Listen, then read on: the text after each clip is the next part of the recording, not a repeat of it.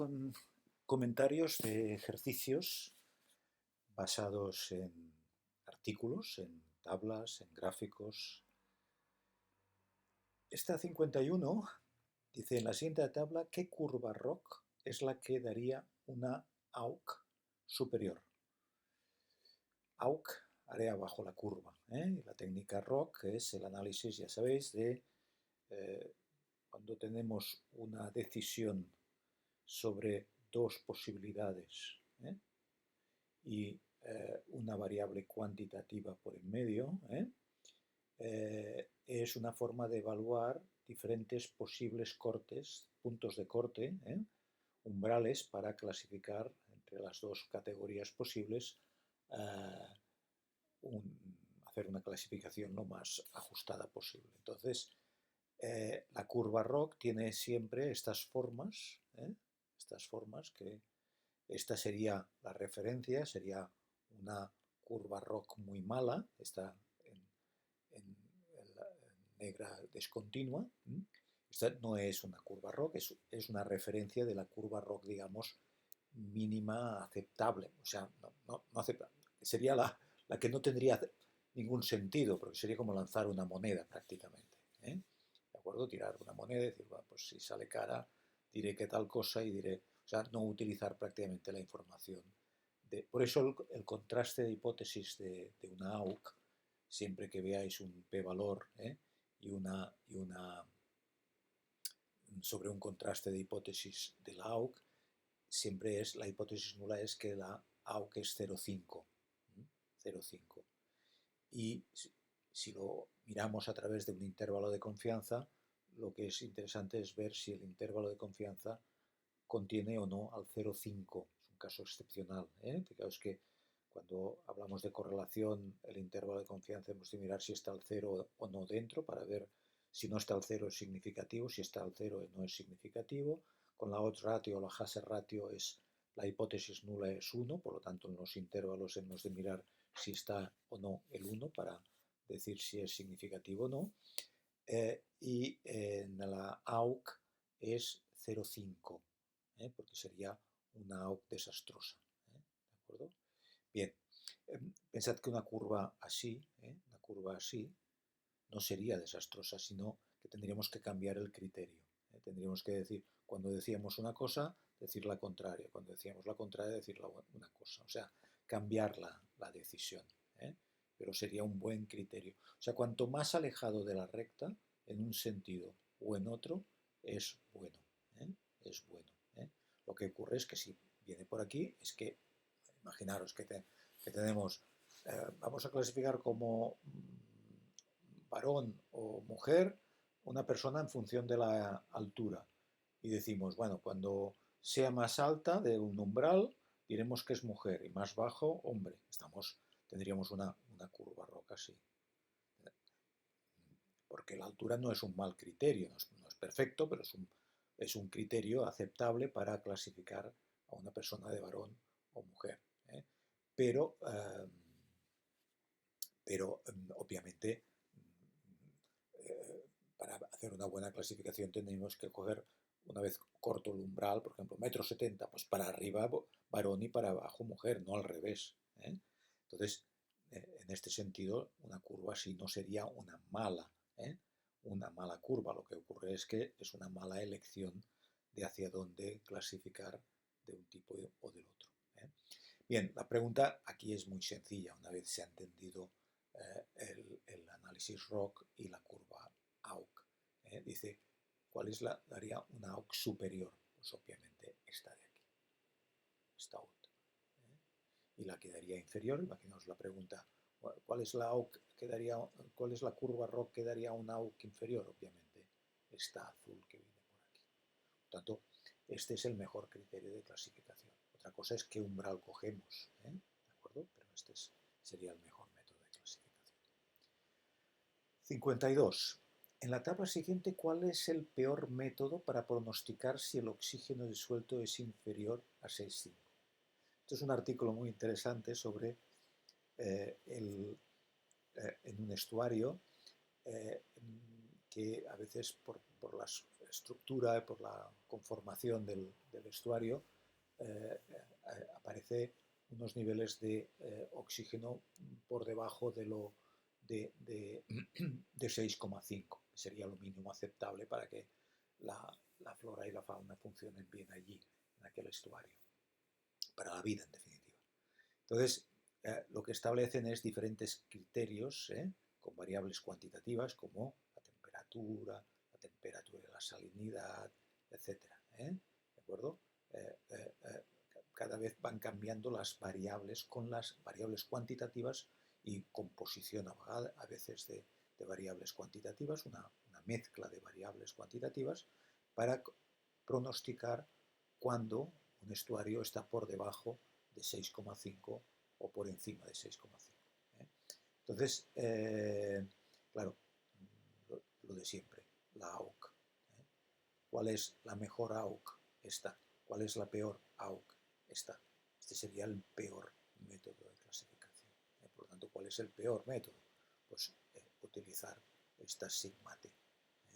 ¿De acuerdo? Esta variable sigma t. ¿De acuerdo?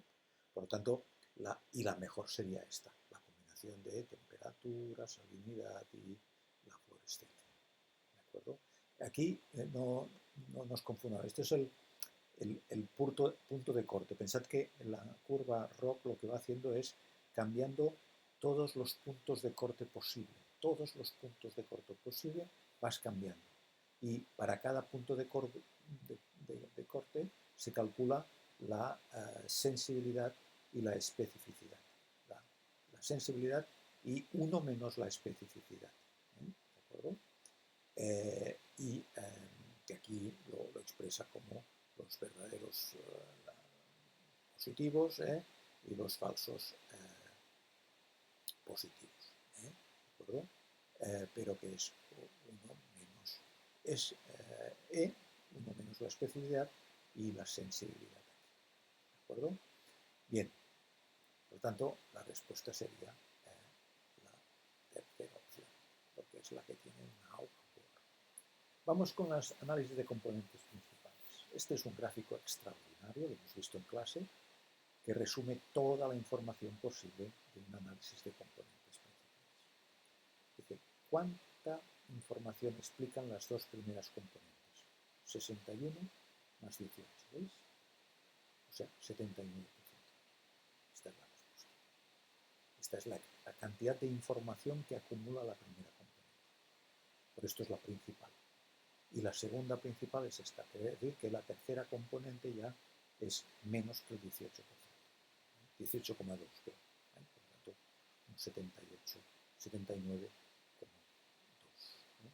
79,2% explica este dato. Por lo tanto, digamos, podríamos decir que es un 79,2%, esta representación bidimensional es un 79,2%, o guarda el 79,2% de la información de la multidimensional que tendríamos con todas estas variables. Pensad que cada uno de estos ejes me está diciendo el número de variables. Todos los ejes, si contamos todos los ejes, sabríamos el número de variables implicadas en este análisis de componentes principales, este análisis de variables primarias.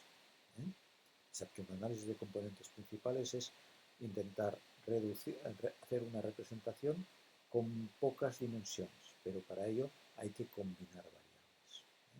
Entonces, aquí está toda la información, como hemos visto en clase, de lo que es un análisis de componentes principales, porque tenemos la explicación de cada componente, la representación de la posición de los puntos, esto es un estudio de diferentes puntos de un estuario, pues el punto 1 está aquí, el punto 2 está aquí, el 3, el 4, el 5 y el 6. Es la posición, los individuos a analizar son estos, y las variables que se han utilizado son estas de aquí. La salinidad, la presencia de la cantidad de ciertas especies, etc. ¿De acuerdo? Muy bien, por tanto, esta es la respuesta. 54. En el gráfico anterior, un punto del estuario con valores de la variable HF, esta de aquí, HF es esta de aquí, OM es esta de aquí, y MC altos, estos bajos, estos dos bajos, y de MC altos, ¿dónde estaría aproximadamente localizado? Pues estaría por aquí. Por ejemplo, el SP, la zona 3 del estuario. Porque claro, para estar muy arriba, tiene que tener, fijaros, ¿de acuerdo? Tiene que tener mucho de MC y poco, poco de HF y OM. Porque fijaros que estos son negativos, estos coeficientes para la segunda componente, ¿de acuerdo? Son valores bajos, son valores negativos. Por lo tanto, para estar muy arriba, tienes que tener valores muy pequeños de valores negativos. Y tienes que tener mucho de MC para estar muy arriba. ¿De acuerdo? Por lo tanto, pensad que la componente, aquí sobre todo es importante la componente 2, porque aquí como estos están equilibrados, pues respecto a esta componente no es tan importante. Aquí lo que juega muy importante es el eje de la segunda componente. Y si me dicen que sé que tengo mucho MC, quiere decir que la segunda componente tiene un coeficiente positivo grande de MC y negativo grande de HF y de OM. Por lo tanto, si una zona del estuario, un punto del estuario tiene muy poco de HF, OM y mucho de MC, estará muy arriba. Porque si tuviera mucho de HF y OM, más bien se iría para abajo. Porque como es coeficiente negativo, la arrastraría para abajo. ¿Vale? Muy bien, por lo tanto, esta es la posición que más o menos sería lógica de ocupar esta zona del estuario. 55. En el gráfico anterior, un punto del estuario con valores de la variable S, OM y LZ muy altos, ¿dónde estaría aproximadamente localizado S, OM y LZ, la LZ aquí? ¿Veis? Fijaros que si los tiene muy altos, quiere decir, veis que para la primera componente, salinidad, LZ y OM tiene coeficientes positivos porque va para la derecha y altos porque tiene un vector largo. ¿De acuerdo? Esta la tendría un poco más corto, el coeficiente, un poco más bajo, este un poco más alto y este aún un poco más alto. ¿Vale? Por lo tanto, estaría hacia la derecha respecto a la primera componente. Por lo tanto, para acá.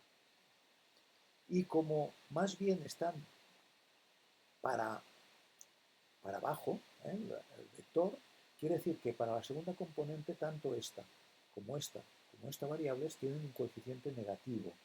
Sobre todo este mucho más negativo que este y este que este. Por lo tanto, más bien estaría, si tiene valores altos de todo, más bien estaría por aquí. O sea, a la derecha y abajo, por aquí, situada por aquí. ¿De acuerdo? 56. En la gráfica anterior, un punto del estuario con valores de la variable S, MC, HC muy bajos, ¿dónde estaría aproximadamente? Perdón, aquí.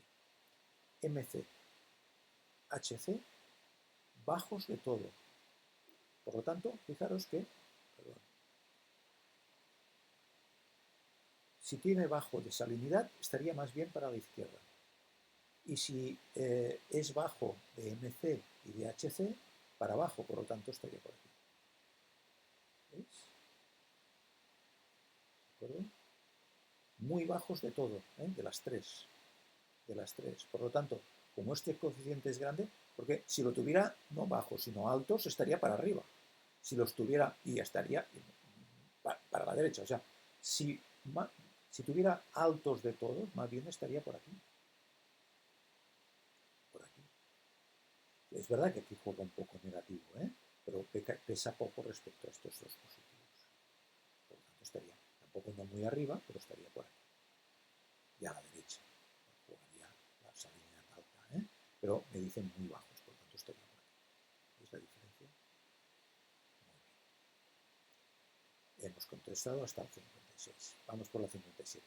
En el gráfico anterior dibuja el vector de una variable que respecto a la primera componente tuviera un valor grande en valor absoluto, grande en valor absoluto y negativo, grande en valor absoluto y negativo, del coeficiente, y respecto a la segunda componente el coeficiente fuera también grande en valor absoluto pero positivo.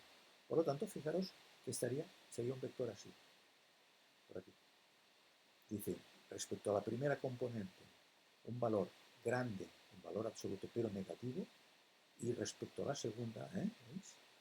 Y respecto a la segunda, un coeficiente también grande, pero con valor absoluto positivo, con valor absoluto grande, pero con signo positivo. Por lo tanto, negativo, positivo, grandes los dos, pues estaría así. Negativo para la primera, por lo tanto para abajo, y positivo para la segunda, para arriba, por lo tanto estaría por aquí. Un vector sería así.